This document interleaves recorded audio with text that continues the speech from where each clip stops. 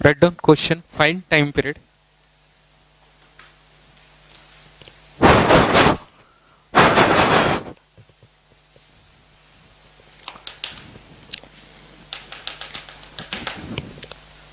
Find time period.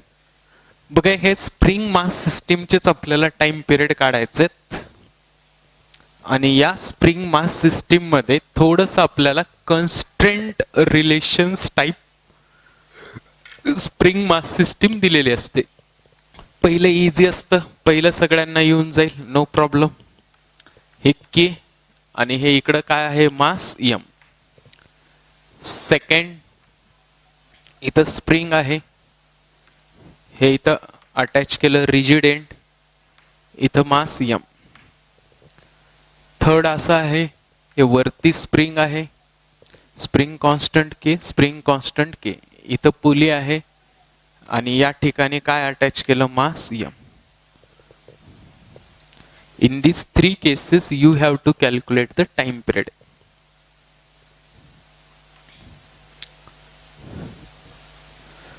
आता बघा actually हे अवघड असतं.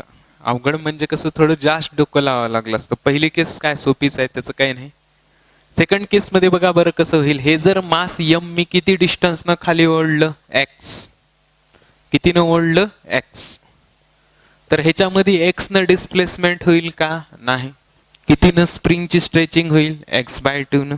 एक्स बाय टू नच की, कारण इकडची एक्स बाय टू हे एक्स न खाली आलं म्हणजे हे न खाली किती येणार एक्स बाय टू. असले डोकंच लावत बसायचं नाही, मला एक शॉर्टकट शोधून काढलाय. ओके, काय करायचं सगळ्यात पहिलं के इफेक्टिव्ह आधी काढून घ्यायचा. K effective is equals to tension of block upon tension of स्प्रिंगचा होल स्क्वेअर इंटू के.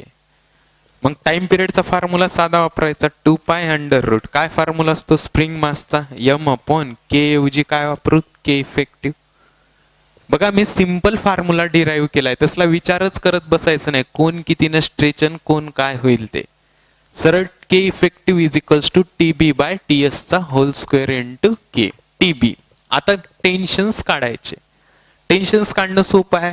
ही आणि ही स्ट्रिंग सेम आहे की डिफरंट आहे? सेम म्हणजे ह्याच्यातलं टेन्शन टी असेल तर ह्याच्यातलं पण टीच. अरे हा आहे ना.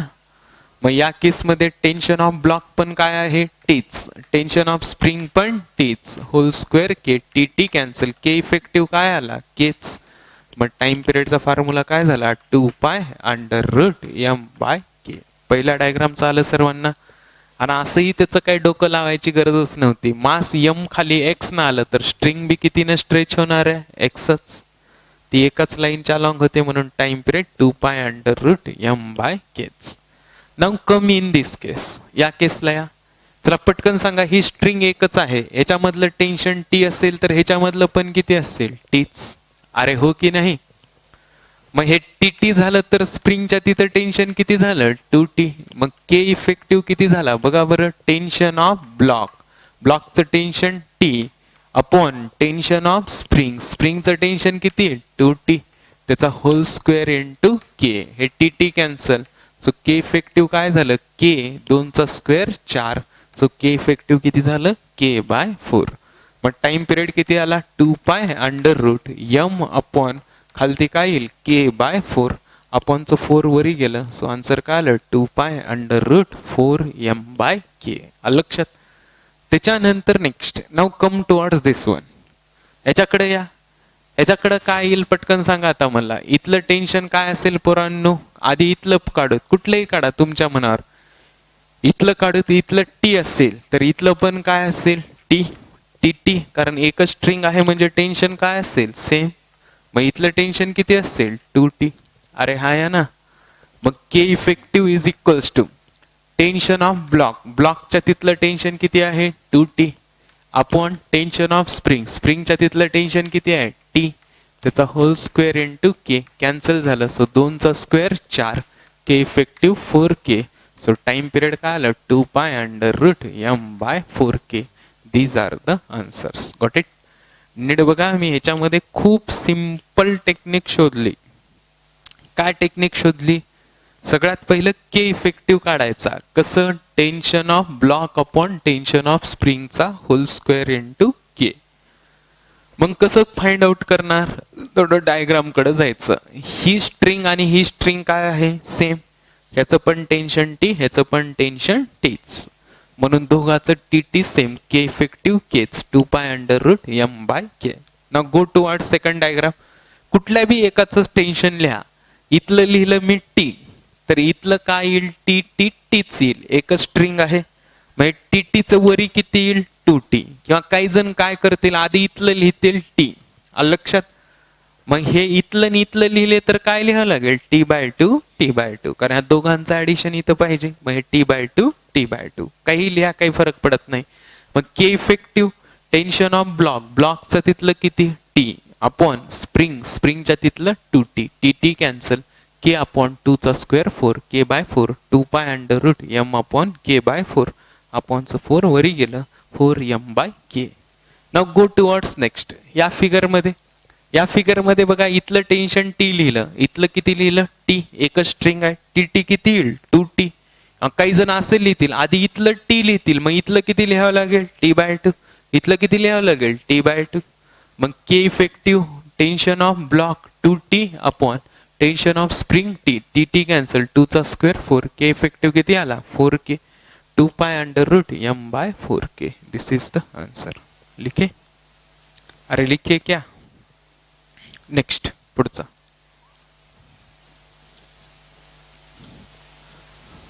Time period of oscillation of liquid in YouTube. Time period of oscillation of liquid in YouTube. YouTube पता है सबको, अरे हाँ या ना. हाँ, YouTube कैसे होती, ऐसे, वो मोबाइल वाला YouTube नहीं. YouTube दिखी क्या सबको, और उसमें एच हाइट तक हमने लिक्विड फिल किया. करो फिल इसमें एच हाइट तक लिक्विड.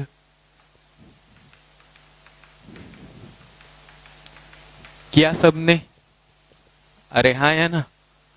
खाली अब इसको क्या करने का, ऐसा पकड़ने का, ऐसा करने का और छोड़ देने का. इधर का लिक्विड ऊपर नीचे ऊपर नीचे ऊपर नीचे, लिक्विड के क्या हो गए, ऑसिलेशन्स. अरे हाँ या ना.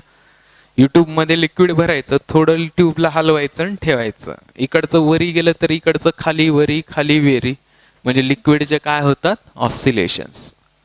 याच्या टाइम पिरियडचा काय फॉर्म्युला येईल, 2π√, तोच फॉर्म्युला m/k. m/k ला कशानं रिप्लेस करतो, आठवतंय, x/g. कशानं, x/g. इथं x म्हणजेच कोण आहे, h.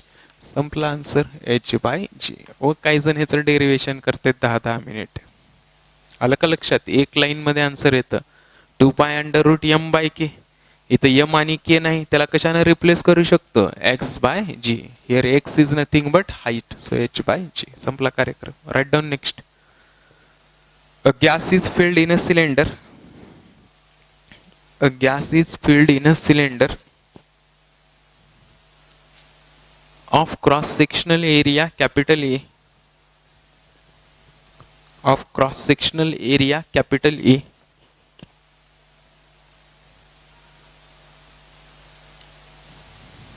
With very high pressure. High pressure. And enclosed by piston of mass m. And enclosed by piston of mass m as shown. Find time period of its oscillation if it performs SHM.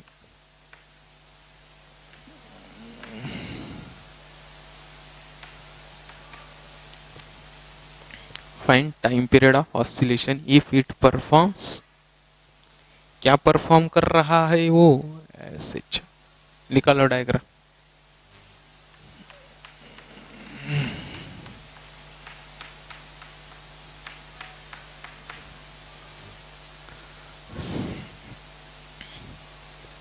लिखे जो तुम्हें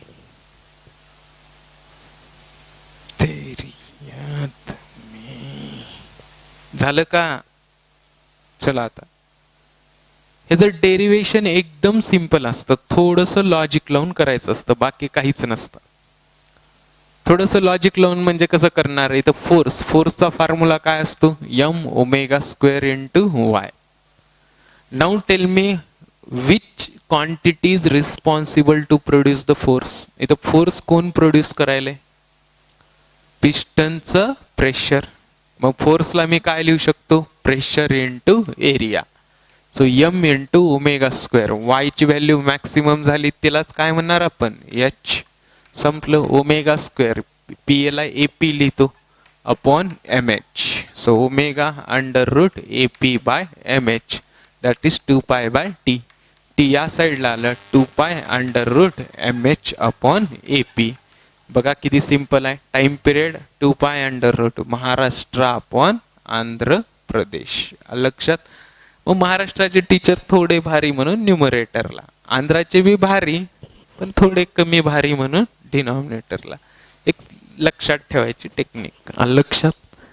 नीट बघा, हे famous question आहे, ह्याचं खूप मोठं derivation करतात. अशा आपल्याकडे शॉर्टकट आहेत रिपीटरसाठी डेरिवेशन करायचे. लक्षात. 2-2 लाईन मध्ये डेरिवेशन येतात. प्रेशर काय असेल? M omega square into y. फोर्सलाच काय लिहिता येतं? Pressure into area. Force pressure, force by area. Force pressure into area equals to m omega square. हे वाय मॅक्स झालं म्हणजेच काय असेल? H. Omega square equals to A P. M h डिनॉमिनेटरला गेलं A P upon M h. Square root घेतलं omega under root A P by M H.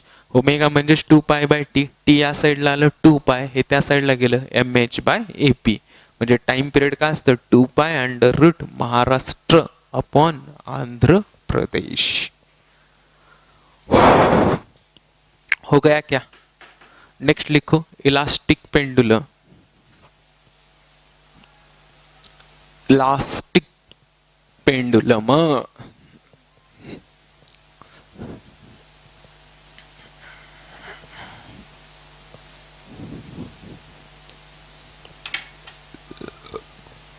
बघा, elasticity मधले 2 पेंडुलम आपल्याला घ्यायचे असतात.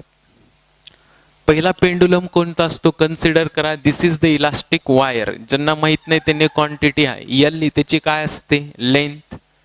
ए काय असतो? Area of cross section. L त्याची लेंथ, कॅपिटल ए काय असतो? Area of cross section. बरोबर. याला काय करायचं? खाली एक मास बांधायचं. याला एक खाली काय बांधायचं? मास एम. आणि वाय हा त्याचा कुठला मॉड्युलस आहे? Young's modulus. ज्याला माहित नाही त्यानं लिहून ठेवा. Y Young's modulus, L length of the spring, हे स्ट्रिंग, आणि ए म्हणजे काय असतं? Area of cross section. लक्षात. मग आता मला सांगा, ह्याला जर मास एम लावलं तर आपण या वायरचं काहीतरी काय होईल? एक्सटेन्शन. त्या एक्सटेन्शनला काय म्हणणार आपण? ई. हे जर आपण इथं एखादं मास लावलं तर ह्याचं काय होणार? एक्सटेन्शन. ते कितीनं झालं? ई न. मग लक्षात आहे इलास्टिक फोर्सचा फॉर्म्युला काय असतो? Y A E by L. लक्षात आहे का नाही? किंवा यंग्स मॉड्युलसचा फॉर्म्युला काय असतो? Young's modulus is equals to F L upon A Y. त्याच्यावर एफ काय आलं? हे या साईडला गेलं, sorry, F L upon A E. मग हे आपल्याला एफ काढायचं, हे या साईडला गेलं Y A E by L. मग आपल्याला माहित आहे जनरल फॉर्म्युला फोर्सचा काय असतो? के इंटू एक्स.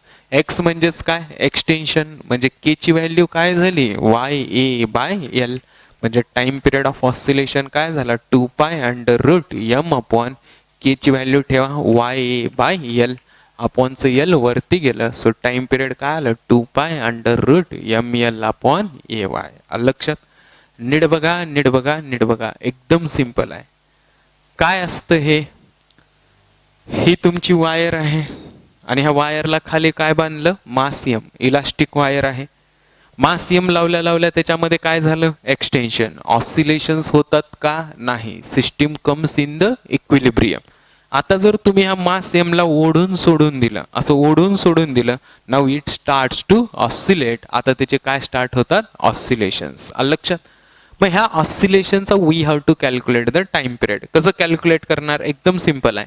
काय केलं मी आधी? इलास्टिक फोर्सचा फॉर्म्युला यूज केला Y A E by L. माहित नसेल तर यंग्स मॉड्युलस तर माहित असतं. काय असतं? Stress by strain. स्ट्रेस काय असतं? Force by area. Upon strain काय असतं? Extension upon length. अपॉनची लेंथ वरी गेली, F L upon A Y. एफचा formula Y E by L. F म्हणजेच काय असतं? K x. फोर्सला अॅनालॉगस फोर्स, एक्सला अॅनालॉगस ई, म्हणजे केला अॅनालॉगस कोण? Y A by L. Time पिरियडचा formula 2 pi under root m by k Y A by L. अपॉनचं एल वरी गेलं, टाइम पिरियड काय आलं? 2 pi under root M L upon Y A. Mind it, M म्हणजे काय असेल? मास. एल म्हणजे length of elastic wire. Y म्हणजे यंग्स मॉड्युलस ऑफ वायर. आणि ए म्हणजे काय असेल? Area of cross section. आलं लक्षात? त्याच्यानंतर नेक्स्ट सेकंड बघा, इलास्टिक पेंडुलम कसा असतो. See here, this is the cube. हा एक क्यूब आहे आणि ह्या क्यूब वरती एखादं मास मी एम ठेवलं. आलं लक्षात? C here, this is the cube. ह्याच्यावरती मास आहेत एवढे मोठे, इथं तुम्हाला दिसत नसतील, मासेस आहेत. तुम्ही ह्याला काय करायचं? टँजेन्शियल फोर्स लावला आणि हे असं सोडून दिलं. याच्यावरचं प्रत्येक मास काय करत होतं? Vibrate. We have to calculate time period of vibration. मस्त हाच क्वेश्चन आहे. याच्यावरती मी टँजेन्शियल फोर्स लावला. अरे हा या ना, फोर्स लावल्या हा ए पॉइंटची अपीरंट शिफ्ट कुठं होईल? आता ए डॅश. हा बी पॉइंट कुठे शिफ्ट होईल? बी डॅश. आता बघितलं ना तुम्ही, मी तिकडे ढकललो होतो.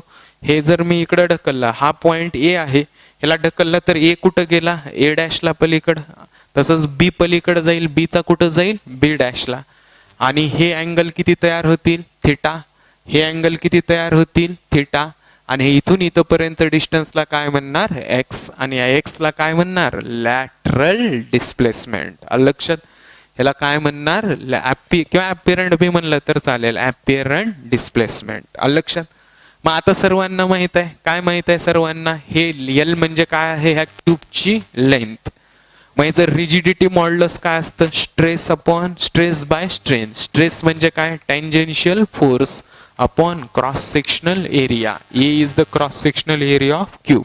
ह्या क्यूबचा ए म्हणजे माहित नसेल तर लिहून ठेवत जा. क्यूबचा एल म्हणजे लेंथ, ए म्हणजे काय? Cross sectional area.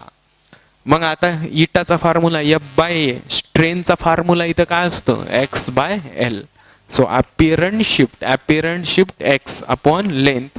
सो ह्याच्याहून वरती गेलं हे length, F L upon A into x. ह्याच्याहून फोर्स काय आलं? हे या साईडला आलं, ए इटा एक्स अपॉन खालती काय जाईल? हे एल. मग आता हे जनरल इक्वेशन सोबत इक्वेट केलं, F is equals to K X. X ला एक्स अॅनालॉगस, एफ ला एफ. सो के कुणाला अॅनालॉगस झालं? ए इटा बाय एल ला. But time period is equals to 2 pi under root m upon, त्याचं मास किती आहे? एम अपॉन के ची value काय आल्या? Eta into A by L. अपॉनचं एल वरी गेलं, सो आन्सर काय आलं? 2 pi under root M L upon eta into A. So time period of oscillation of this body काय आलं? 2 pi under root M L upon eta A. समजला दुसरा pendulum? नीट बघा, एखादी क्यूब घ्या, त्या क्यूबला तुम्ही टँजेन्शियल फोर्स लावा ना, हात काढून घ्या, त्याच्यावरची बॉडी काय करणार? Vibrate. We have to calculate time period of vibration. मग कसं कॅल्क्युलेट करणार टाइम पिरियड ऑफ व्हायब्रेशन? इथं कोणतं मॉड्युलस इन्व्हॉल्व होतं? रिजिडिटी. इथं कुठलं इन्व्हॉल्व होतं? Young's modulus. जिथं नॉर्मल फोर्स लागतो, when force is normal to the area, तिथं इन्व्हॉल्व होणारं मॉड्युलस म्हणजे कोणतं मॉड्युलस? रिजिडिटी. कुठलं मॉड्युलस? Young's modulus. आणि जिथं कुठं टँजेन्शियल फोर्स इन्व्हॉल्व होतो तिथलं मॉड्युलस म्हणजे कोणतं? Rigidity modulus. लक्षात? मग त्याच्यानंतर नेक्स्ट इटाचा formula, force upon area upon stress, strain shift change x upon original length L, x by L. L वरी गेलं, F L upon A x. मग ह्याच्यावरती फोर्स काय आलं? A eta by L into x. मग general equation force is equals to K x. मग x ला analogous x, F ला अॅनालॉगस एफ, के ला अॅनालॉगस ए इटा बाय एल किंवा eta A by L. Time period 2 pi under root m upon k eta A by L. अपॉनचं L वरी गेलं, 2 pi under root M L upon eta ए.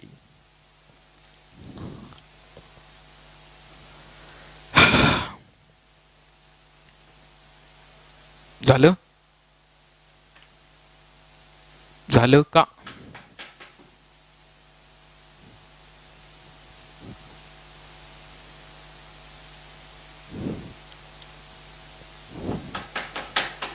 सोमवारी येताना ह्याची assignment घेऊन या. We have to discuss.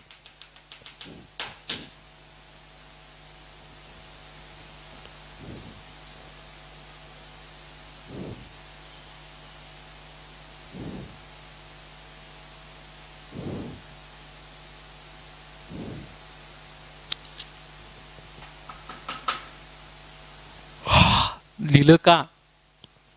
Next heading write down. आतापर्यंतचे SHM जे पाहिले ते कसे पाहिले रे? लिनियर एसएचएम म्हणजे बॉडी स्ट्रेट लाईन मध्ये काय करत होती? एसएचएम. आता आपल्याला पाहायचेत angular SHM. So write down next heading star करून लिहा angular SHM.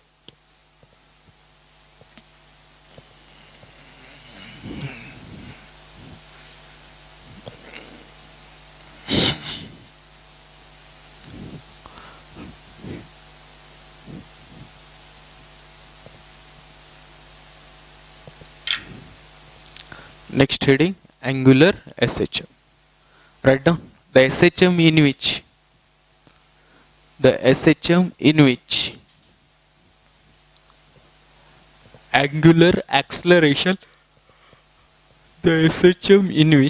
angular acceleration is directly proportional to angular displacement.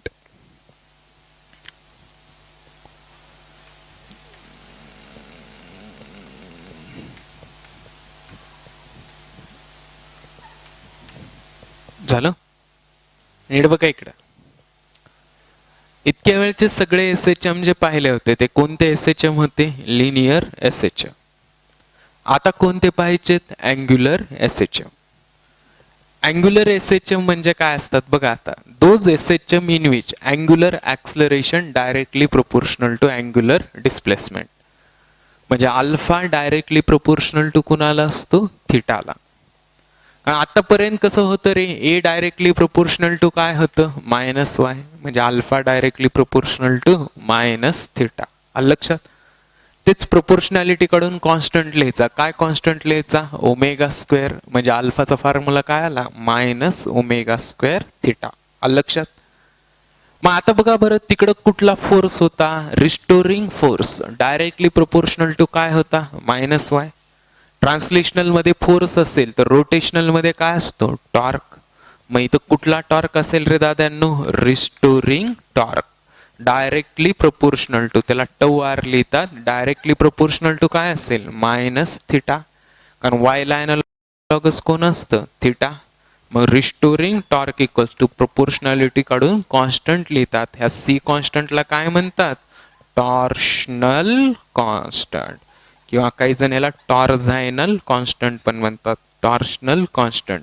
But tau r is equals to minus C into theta. ह्यालाच काय लिहिता येतं? I alpha. किंवा ह्यालाच काय लिहिता येतं? Force into perpendicular distance. Using this we have to solve the problems in angular SHM. आलं लक्षात? नीट बघा अँग्युलर एसएचएम मध्ये प्रॉब्लेम्स आपल्याला कसे सॉल्व करावयाचे आहेत ते. अल्फा डायरेक्टली प्रोपोर्शनल टू काय असतं? Minus theta. मग alpha is equals to proportionality काढून constant minus omega square into theta. मग restoring force directly proportional to काय असतं? Minus y. जसा तिकडे फोर्स असतो तसा इकडे त्याच्या अनालॉगस काय असेल? टॉर्क. मग restoring torque tau r directly proportional to minus theta. Proportionality काढून कॉन्स्टंट काय लिहितात? सी. ह्या सी ला काय म्हणायचं? Torsional constant. मग that is I alpha, that is force into perpendicular distance. So right.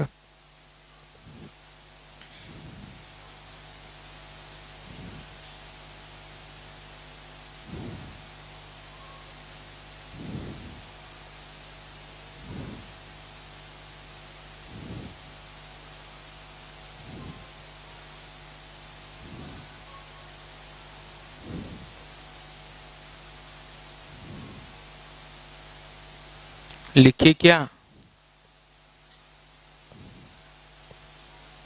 लिहिलं? पहिल्या ह्याच्यामध्ये टॉर्शनल पेंडुलम. पहिल्या टॉर्शनल पेंडुलम. बघा काय असतो टॉर्शनल, लिहा एक sentence. Rotating body like disc. Rotating body like disk.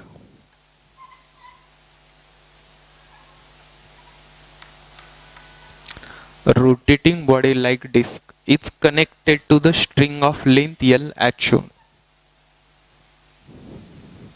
L as shown. चला बघा, टॉर्शनल पेंडुलम म्हणजे कसे हे तुम्हाला डे टू डे लाईफ मध्ये माहित आहेत, पण ह्यालाच टॉर्शनल पेंडुलम म्हणतात हे माहित नाही. तुम्ही एखादी स्ट्रिंग घ्यायची, स्ट्रिंगला खाली स्पिअर बांधला, मोठा डिस्क बांधली, काही बांधा, त्याला आधी फिरवायचं. फिरवलं की त्या स्ट्रिंग मध्ये काय तयार होतं? ट्विस्ट. काय तयार होतं? ट्विस्ट. त्या स्ट्रिंग मध्ये ट्विस्ट तयार होतं आणि ते सोडून द्यायचं. हे बघा, हे स्ट्रिंग आहे, ह्याला जर आधी बॉडीला, आता इथं तयार होणार नाही कारण ह्याचं मास कमी आहे खूप. हे असं असं असं असं जर फिरवलं तर स्ट्रिंग मध्ये काय क्रिएट झालं? ट्विस्ट झालं. सर्वांना दिसायले. ह्याला सोडून दिलं, ह्याला सोडून दिलं की हे असं असं फिरत येणार, पुन्हा असं असं फिरत जाणार, पुन्हा असं असं, पुन्हा असं असं.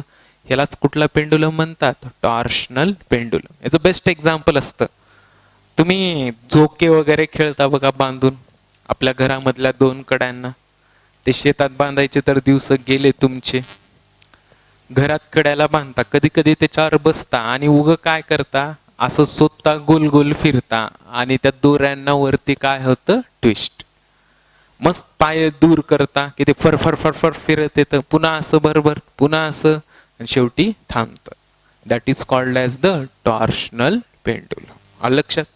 मग याचा काय असतो टाइम पिरियड? एकदम सिंपल इक्वेशन असतं. एक्झामला डायरेक्ट टाइम पिरियड विचारतात. Restoring torque is equals to -c into theta. Restoring torque I alpha equals to -c into theta. Alpha काय आलं? -c/I theta. अल्फाचं general equation -omega theta. Omega square कुणाच्या analogous आलं? c/I. Omega √c/I.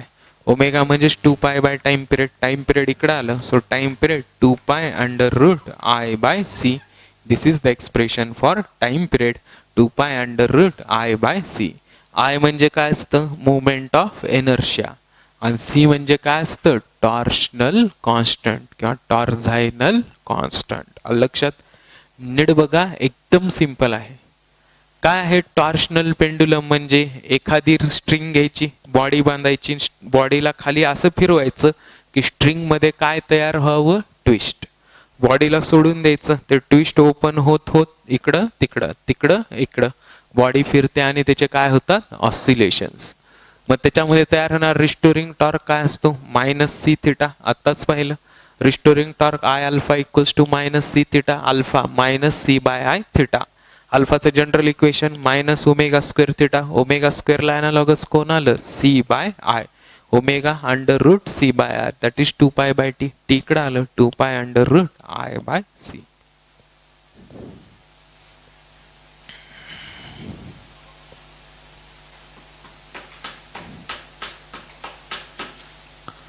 Next heading, physical pendulum.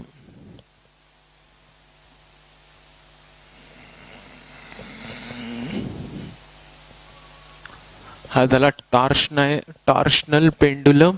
दुसरा pendulum असतो physical pendulum. आता बघा, हा फिजिकल पेंडुलम काय असतो?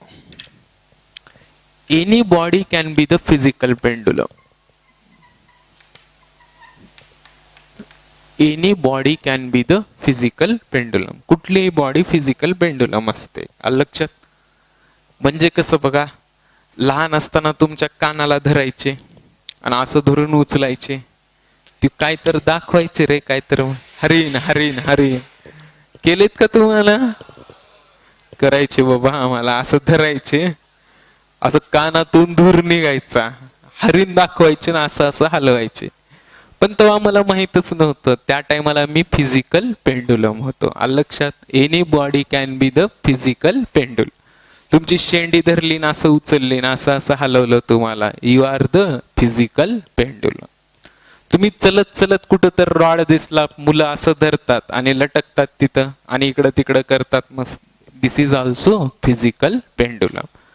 एखादी मी ही घेतली नोटबुक घेतली, एखादी नोटबुक घेऊन मी असं असं केलं, दिस इज ऑल्सो फिजिकल पेंडुलम. हा पण काय झाला फिजिकल पेंडुलम. आलं लक्षात. काही जण पेन घेतात हातामध्ये, पेनला असं मूव्ह करतात, दिस इज ऑल्सो फिजिकल पेंडुलम. म्हणजे कुठलीही बॉडी काय होऊ शकते फिजिकल पेंडुलम. आणि त्याचा आपल्याला काय कॅल्क्युलेट करायचं असतो टाइम पिरियड. बघा कसा टाइम पिरियड कॅल्क्युलेट करायचं ते. समजा मी एखादी बॉडी घेतली, कुठली घेऊ सांगा, एखादी बॉडी सांगा कोणती घेऊ. डिस्क घेऊ का, रॉड घेऊ. बरं ठीक आहे, लई सोपी सांगितलं, चल बरं झालं. एखादी बॉडी घेतली रॉड, अशी बॉडी घेतली, या पॉइंटला मी काय केलं त्याला टाय. एंडलाच टाय करावं असं काही नाही, कुठं मी तुम्ही टाय करू शकता, नो पॉइंट. मग ह्या टाईड एंडला आपण ओ म्हणूयात आणि ह्या बॉडीचं कुठंतरी सीओएम असेल. सीओएम ते ओ जे डिस्टन्स असतं त्याला काय म्हणायचं एच. सगळ्यात पहिला पॉइंट समजला. H is the distance between tied end to COM of body. लिहा पहिलं त्याच्यात साईडला डायग्रामला जागा सोडा आणि इकडे लिहा H. H distance between tied end and COM. खूप महत्वाचं आहे. Distance between tied end and COM. Capital I. Capital I movement of inertia about tide end. Capital I movement of inertia about tide end.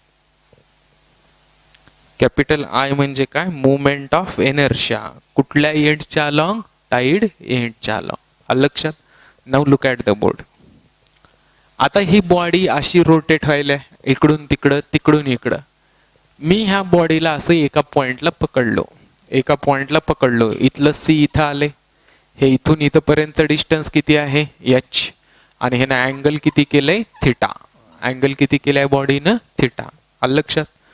चला पटकन सांगा, vertically downward कोण झाला M G. या लाईनच्या अलॉंग कोण झाला एम जी कॉस थिटा. कारण हा थिटा म्हणजे हा थिटा कोणते अँगल झाले करस्पॉन्डिंग अँगल्स, आणि हा कॉम्पोनंट कोणता झाला एम जी साइन थिटा. आलं लक्षात. नीट बघा, हे बॉडी साईडला गेली, सीओएम इथलं इथं गेलं, इथून इथपर्यंत डिस्टन्स किती झालं एच. व्हर्टिकली डाऊनवर्ड काय आलं एम जी. एम जी चे कॉम्पोनंट एक एच च्या अलॉंग, एक एच ला परपेंडिक्युलर. एच च्या अलॉंग वाला हा थिटा असेल तर हा थिटा, थिटाच्या साईडचा कॉस थिटा, थिटाच्या दूरचा एम जी साइन थिटा.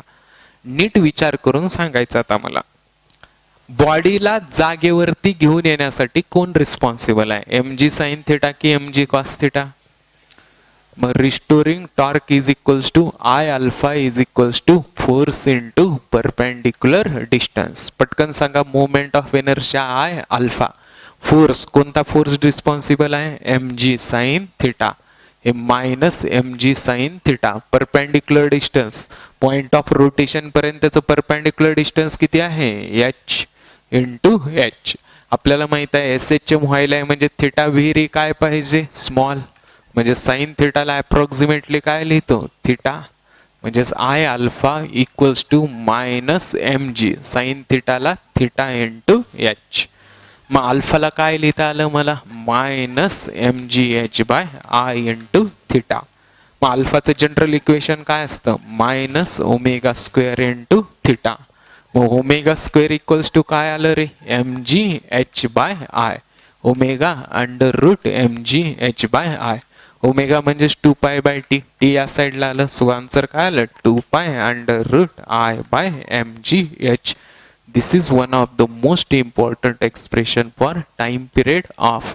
कुणाच्या टाइम पिरियडचं आलं, कुणाच्या टाइम पिरियडचं फिजिकल पेंडुलम. त्याच्यात आय म्हणजे काय असेल moment of inertia about tied end, आणि एम म्हणजे mass of body G acceleration due to gravity, आणि एच म्हणजे माहित आहे कुठून कुठपर्यंत distance tied end to COM, कुठपर्यंत टाईड एंड टू सीओएम. लक्षात. नीट बघा नीट बघा नीट बघा, किती सोपं होतं. Any body can be the physical pendulum. कुठली बी बॉडी काय असते फिजिकल, डायरेक्ट त्याला लटकवायचं आणि सुरू करायचे त्याचे काय ऑसिलेशन्स. मग हे ऑसिलेशन सुरू झाले लक्षात. मग ही बॉडी थिटानं साईडला गेली, व्हर्टिकली डाऊनवर्ड एम चे कॉम्पोनंट हा एक हा थिटा तर हा थिटा कोणते अँगल झाले करस्पॉन्डिंग, थिटाच्या साईडचा एम जी कॉस थिटा, थिटाच्या दूरचा m g sine theta. Restoring torque काय असतो I alpha, force into perpendicular distance. पण रिस्टोरिंग टॉर्क काय असतो minus I alpha equals to force, force काय m g sine theta, m g sine theta perpendicular distance h. Theta very small असेल तर sine थिटाला approximately theta, I alpha equals to minus m g theta h. Alpha I डिनॉमिनेटरला गेलं minus m G h by I into theta. So alpha equals to minus omega square theta. Omega स्क्वेअरला analogous कोण आहे m G h by I, square root घ्या that is 2 pi by t, t कडे आलं 2 pi under root I by M G h. आलं का? अरे हो की नाही?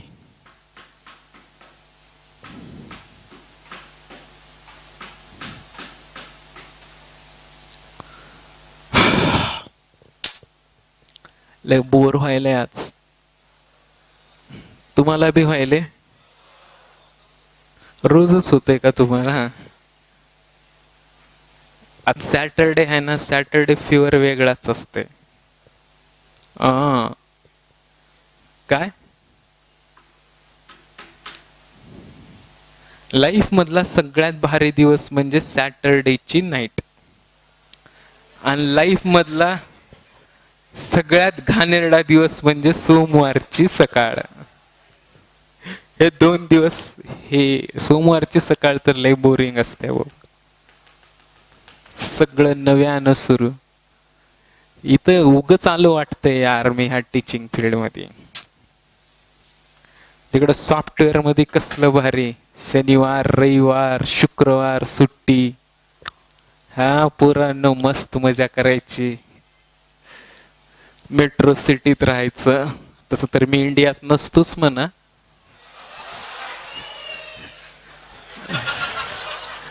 अरे लय हुशार हो रे, मला एक गॉड गिफ्टेड पॉवर आहे. मी जर काही एखादा पॅसेज जर वाचला एकदाच मी कॉमा फुल स्टॉप सहित सांगतो कुठं आहे ते.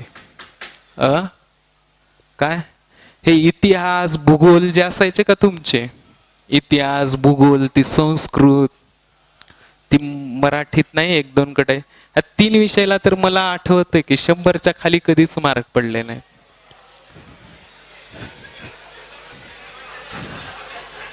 असं सांगायचं मी. ते इतिहासचे सर प्रश्न विचारायचे ना, महाराष्ट्र काय ती पहिला, काय ती पहिली, ती पहिलं महायुद्धाची कारण.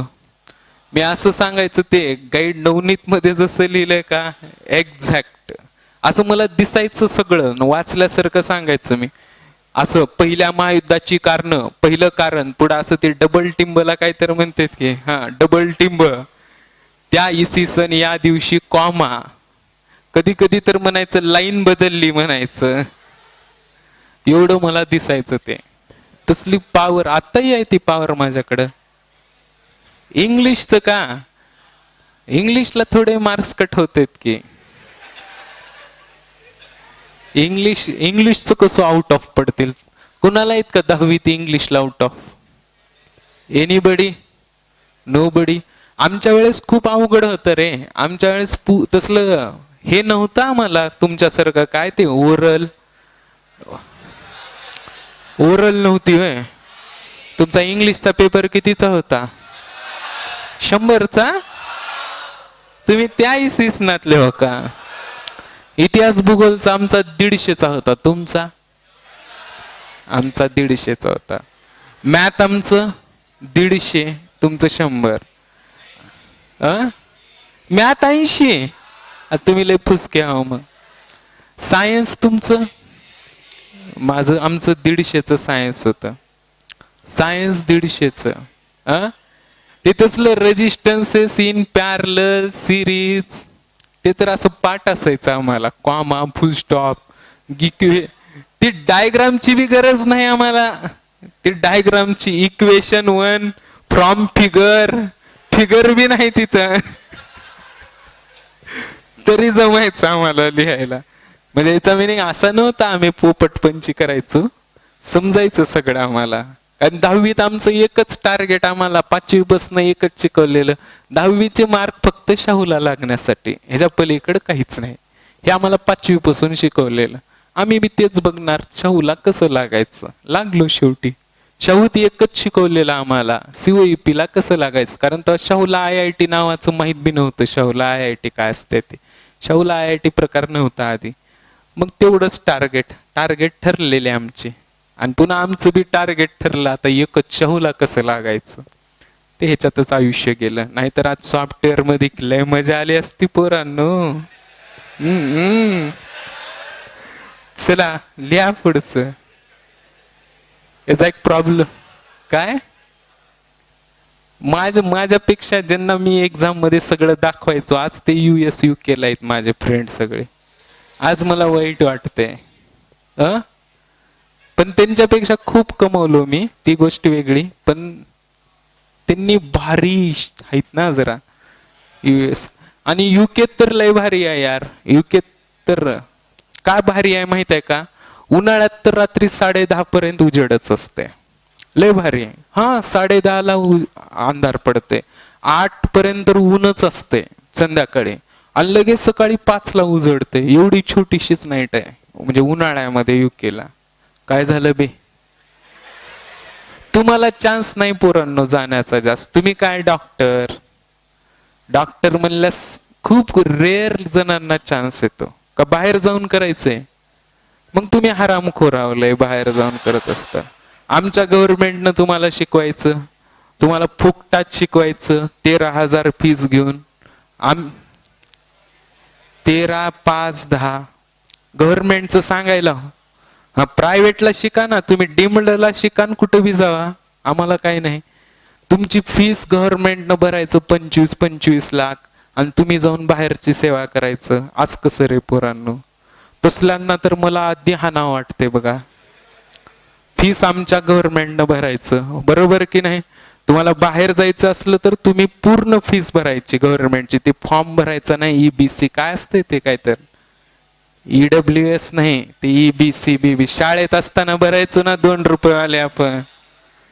मूर्खांना तुम्ही शाळेची देखील 200 रुपये फीस भरलो नाही, ती फॉर्म भरायचो. एवढं तुम्हाला गव्हर्नमेंटनं पोसायचं, आणि शेवटी तुम्ही जाऊन US UK ला सेटल व्हायचं. हे बरोबर नाही बघा पोरांनो.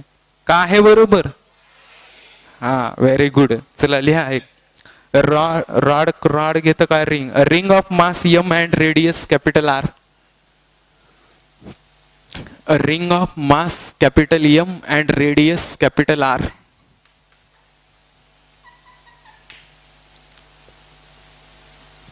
is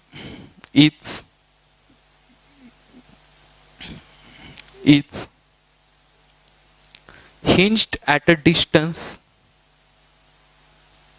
hinged at करा, at a point along circumference.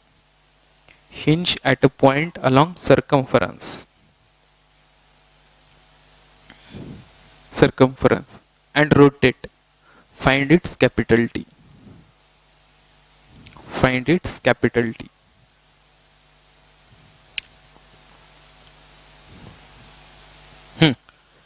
दोन गोष्टीच गरजेच्या आहेत आपल्याला. टाइम पिरियडचा फॉर्म्युला 2π√I/mgh. सेंटरला मार्क करा, COM ला मार्क केलं. हिंज पॉइंट टू COM पर्यंत डिस्टन्स H. इथे H म्हणजे काय झालं, R. व्हॅल्यू ठेवा 2π√ मुवमेंट ऑफ इनर्शिया. चला सांगा रिंगच्या अबाउट सरफेस अबाउट सर्कम्फरन्स काय मुवमेंट ऑफ इनर्शिया असेल, 2mr². Passing through centre perpendicular to plane किती असतो, mr². इथला किती असेल, 2mr². सबस्टिट्यूट करा, हे 2mr² अपॉन mg. H म्हणजेच काय, R.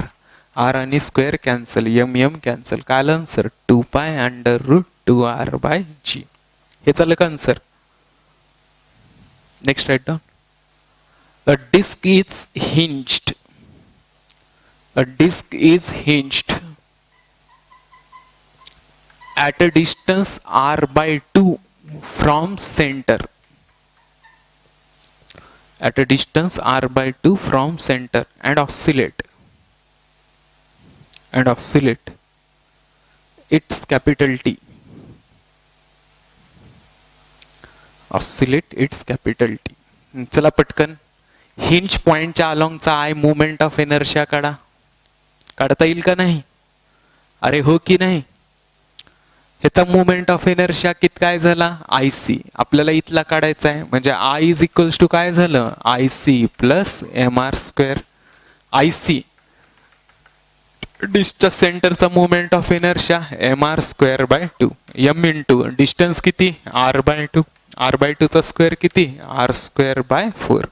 आन्सर किती आलं? 3 एम आर स्क्वेअर बाय 4. आणि आर बाय 2 डिस्टन्स म्हणजे काय झालं? H. Yes or no? H म्हणजे कुठलं डिस्टन्स असतं? Distance between COM to tied end. इथपर्यंत distance h. So time period 2 pi under root I 3/4 M R square upon M G into h किती आलं रे पोरांनो? R by 2. हे काय कॅन्सल होईल? एम एम कॅन्सल, आर आणि स्क्वेअर कॅन्सल, 2 दुनी 4. सो आन्सर किती आलं? 2 पाय अंडर रूट 3r/2. कळलं? दोनच गोष्टी इथं कळणं गरजेचे आहेत. पहिली गोष्ट म्हणजे कोण? Movement of inertia. Movement of inertia COM च्या अलॉंग घ्यायचा आहे का? नाही. कुणाच्या अलॉंग घ्यायचा आहे? टाईड एंडच्या. मग इथला आय घ्यायचा आहे. हा कोण झाला? I c. मग I equals to I c plus M R square. मग आय सी आय असा आहे, आय सी पण असाच घ्यायचा. मग आय सी किती आला? M R square by 2 plus M R distance R by 2 R square by 4 3/4 M R square upon M G H distance R by 2. Calculation करा. 2 pi under route 3/2g. एक होमवर्कला देतो, direct answer लिहून देतो, घरी जाऊन करा. Rod is oscillate. का करा इथल्या इथं? Rod is oscillate about its end, its time period. लय सोपं आहे. 2 पाय अंडर रूट एंडच्या अलॉंग ऑसिलेट व्हायला म्हणजे time movement of inertia M L square by 3 M G into चला सांगा एच ची व्हॅल्यू किती? L by 2. हे काय असेल? एंड. सीओएम इथं दोघांमधलं डिस्टन्स एच. एच डिस्टन्स किती आलं? L by 2. सो कॅल्क्युलेशन करा. एम एम कॅन्सल, स्क्वेअर आणि एल कॅन्सल. सो आन्सर किती आलं? 2 पाय अंडर रूट अपॉनचं 2l वरी गेलं. So under root 2l/3g. Got it? अरे हा या ना, this is the answer. So time period किती आलं? 2 पाय अंडर रूट 2l/3g. लक्षात? ओके ठीक आहे. इथं आपण थांबूयात. Next part we will C